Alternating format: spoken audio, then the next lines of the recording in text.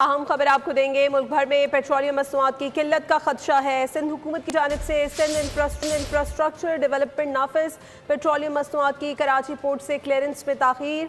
OCAC ने वज़ीर आला को हंगामी खत लिखकर आगाह कर दिया। डिस्चार्ज होने वाली पेट्रोलियम मसनूआत के कार्गो फौरी क्लियरेंस की ज़रूरत है। इसके अलावा PSO और दीगर कार्गो जहाज कस्टम क्लियरेंस का इंतजार कर रहे हैं। OCAC की जानिब से ये भी कहा गया है मुल्क भर में पेट्रोलियम मसनूआत की किल्लत का खदशा पैदा हो गया है। आपको बता दें कि सिंध हुकूमत की जानिब से सिंध इंफ्रास्ट्रक्चर डेवलपमेंट नाफिज कर दी गई है। बात करेंगे कफील अहमद, ज्वाइन करें। कफील, ये कब तक रिजॉल्व कर लिया जाएगा इशू, क्या बताया गया इस हवाले से?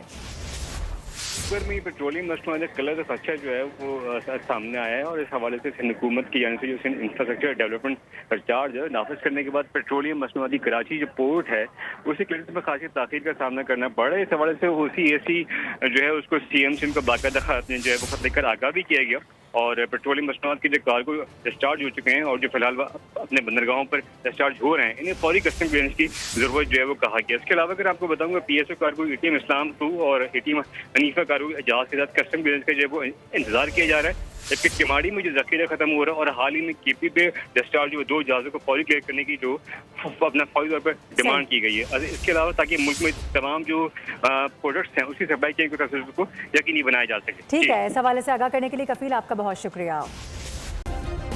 सब्सक्राइब करें और बेल दबाएं ताकि कोई खबर रह न जाए।